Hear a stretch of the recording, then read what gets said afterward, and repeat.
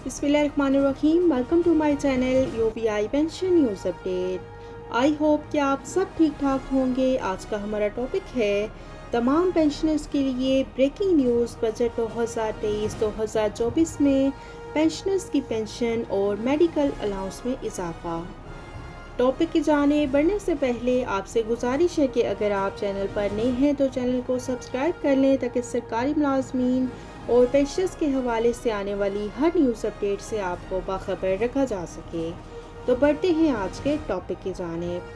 Budget 2023-2024 में pensioners की pension और मेडिकल अलाउंस में इजाफा किया जाए, इस हवाले से खबर की तमाम डिटेल आपके साथ शेयर करते हैं।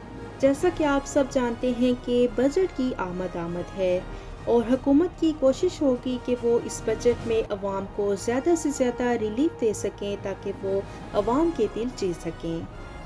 तो सरकारी मुलाजमीन की तनख्वाह में इजाफा और पेंशनर्स की पेंशन में इजाफे के हवाले से बहुत सी खबरें सोशल मीडिया पर गर्दिश कर रही हैं और कहा यह जा रहा है कि सरकारी मुलाजमीन की तनख्वाह में 50% इजाफा मुतवक्के है और इसी तरह से पेंशनर्स की पेंशन में 30% इजाफा मुतवक्के है।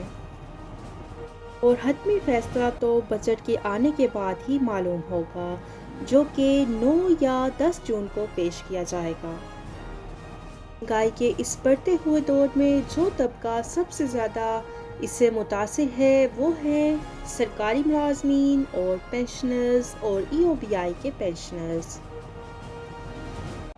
और बढ़ती हुई महंगाई के इस दौर में सबसे ज़्यादा जो तबका मुतासिर है वो है पेंशनर्स। इसके साथ साथ सरकारी मुलाजमीन भी महंगाई से मुतासिर हैं।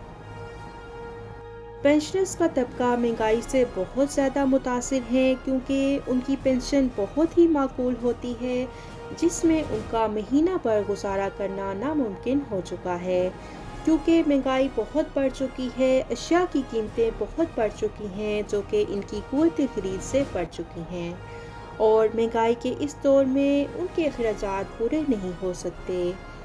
और इसके साथ साथ पेंशनर्स को बहुत सी बीमारियां भी लाहक होती हैं और अपनी सेहत को कायम रखने के लिए उनको अदवायात का सहारा लेना पड़ता है और अदवायात की कीमतें भी आसमानों से बातें कर रही हैं जो कि उनकी खरीद से बाहर हो चुकी हैं।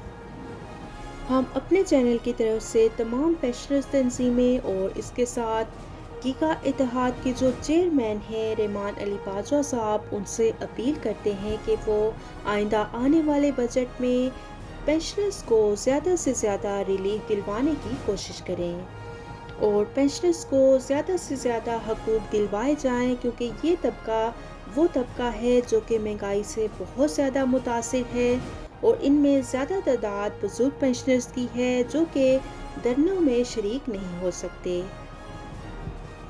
और हर मुमकिन कोशिश करें ताकि पेंशनर्स को और ईओबीआई के पेंशनर्स को 50% इजाफे का रिलीफ दिलवाया जा सके।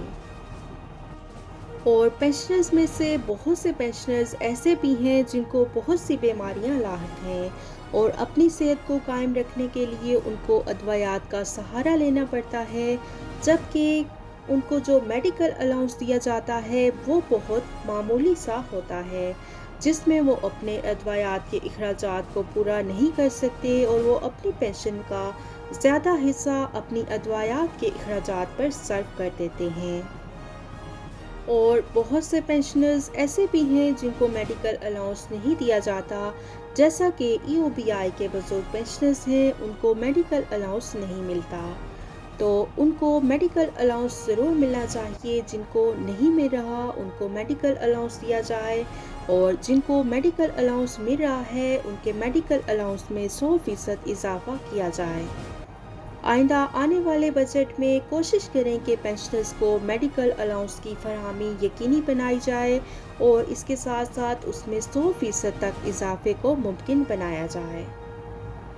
और मौजूदा बढ़ते हुए महंगाई के इस दौर में तमाम पेंशनर्स की पेंशन में 100% इजाफा किया जाए। ہم حکومت وقت سے اپیل کرتے ہیں کہ بجٹ میں تمام پینشنرز کو زیادہ سے زیادہ ریلیف دینے کی کوشش کی جائے، کیونکہ یہ وہ طبقہ ہے جو کہ محروم طبقہ ہے جن پر کوئی بھی توجہ نہیں دیتا۔ شکریہ۔ ویڈیو کو لائک کر لیں، اگر آپ چینل پر نئے ہیں تو چینل کو سبسکرائب کر لیں تاکہ سرکاری ملازمین اور پینشنز کے حوالے سے آنے والی ہر نیوز اپڈیٹ سے آپ کو باخبر رکھا جا سکے۔